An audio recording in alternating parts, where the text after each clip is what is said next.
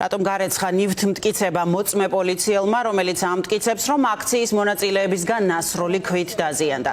გარდაბნის კრიმინალური პოლიციის უფროსი გიორგი ჯანიკაშვილი პროკურატურას მოწმედ ჰყავდა მიყვანილი სინდისის 8 პატიმრის საქმეზე. სვია ცეცხლაძეს, ვებხია კასრაძეს, ვასილ კაძელაშვილს, გიორგი გორგაძეს, ირაკლი მიმინოშვილს, ინსაფ ალიევს, თორნიკე გოშაძეს და ნიკოლოზ ჯავახიშვილს ჯგუფურ ძალადობაში მონაწილეობას ედავებიან. მედიისთვის ისედაც სრულად შეზღუდული უფლებების მიუხედავად, დღევანდელ სხდომაზე მოსამართლე თამარ მჭედლიშვილმა იმითაც დაიმუქრა, რომ სხდომებს სრულად დახურავს თუ სოციალურ ქსელში ერთი ფოტო მაინც გავრცელდება. ქეთი ნადიბაიძე მოგვიყვება დეტალებს სინდისის 8 პატიმრის სხდომიდან. პოლიციელ გიორგი ჯანიკაშვილს, რომელიც დღეს მოწმის სახით გამოიკითხა, დაზარალებული სტატუსი არ აქვს, მხოლოდ ამ 8 ბრალდებული საქმესთან დაკავშირებით, არამედ ის მოწმე არის და ასევე დაზარალებული სტატუსი აქვს 11 დემონსტრანტის საქმეში. ამ საქმეზე ის უკვე გამოიკითხა და დღეს ახლა დაკითხეს ხელმეორედ კიდევ 8 ბრალდებული საქმესთან დაკავშირებით.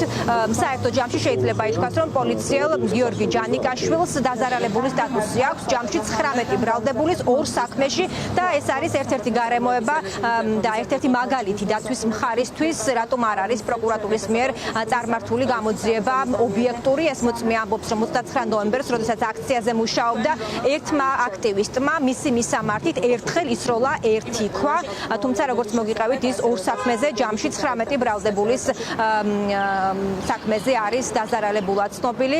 აქვე დაზინა ისიც, რომ მას არ დაუნახავს ვინ ესროლა ქვა და არ შეუძლია ხელი დაადოს კონკრეტულად რომელიმე ბრალდებულს. კიდევ ერთი საინტერესო დეტალი მისი ჩვენებიდან არის ის, რომ დაახლოებით 28 წელია პოლიციელი გიორგი ჯანიკაშვილი მუშაობს პოლიციის სისტემაში. ამ მომენტში მას უკავია ერთ-ერთი განყოფილების ხელმძღვანელის თანამდებობა, თუმცა დღეს ხდომათა დარბაზში განაცხადა, რომ როდესაც მას თავი გაუტეხეს აქციაზე და სისხლით დაესვარა ტანსაცმელი, მან ეს ნივთმტკიცება გარეცხა. ადამიანი, რომელიც 28 წელია პოლიციაშია და გამომძიებლად მუშაობს თურმე, ამბობს, რომ ტანსაცმელი, რომელიც იყო სიცხლით დასრული და რომელიც შეიძლება მტკიცებულება ყოფილიყო ამ საქმეზე, გარეცხა თვითონ რომ მიიღო თან დაზიანება.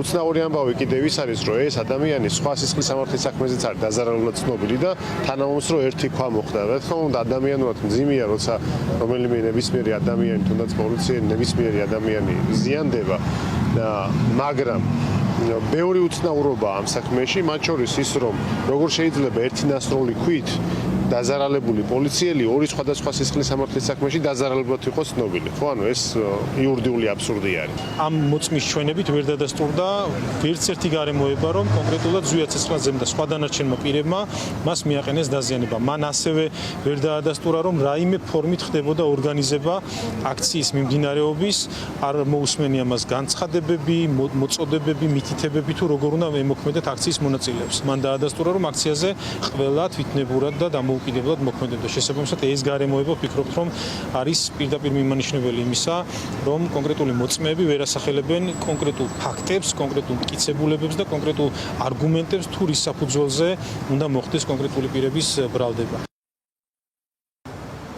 8 ბრალდებული დემონსტრანტის საქმე დღეს თბილისის საქალაქო სასამართლოში დასრულებულია. ის განახლდება რამდენიმე დღეში და როგორც დაცვის მხარემ ჩვენთან ივარაუდა, პროკურატურის მტკიცებულებების წარმოდგენა გამოკვლევას დასჭირდება დრო დაახლოებით თვის ბოლომდე და სავარაუდოდ აგვისტოს თვიდან უკვე ჯერი იქნება დაცვის მხარებზე, რომ ადვოკატებმა წარმოადგინონ საკუთარი მტკიცებულებები. ამისთვის ამბობენ, რომ მინიმუმ 1 თვე დასჭირდებათ და ასევე დარწმუნებულები არიან იმაშიც, რომ სასამართლო ყველაფერს გააკეთებს იმისოდ, რომ ბრალდებულების წინასწარ პატიმრობაში ყოფნის მაქსიმალური ვადის ამოწურვამდე, ანუ 9 თვის ამოწურვამდე მოსამართლემ უკვე გამოიტანოს განაჩენი და ისინი არ აღმოჩნდეთ ციხის მიღმა, რადგან მე საზოგადოებას შევახსენებ, რომ მაქსიმალური 9 თვიანი ვადის გასვლის შემდეგ სასამართლო ვალდებული იქნება, რომ ეს ბრალდებულები ციხიდან გაუშვას.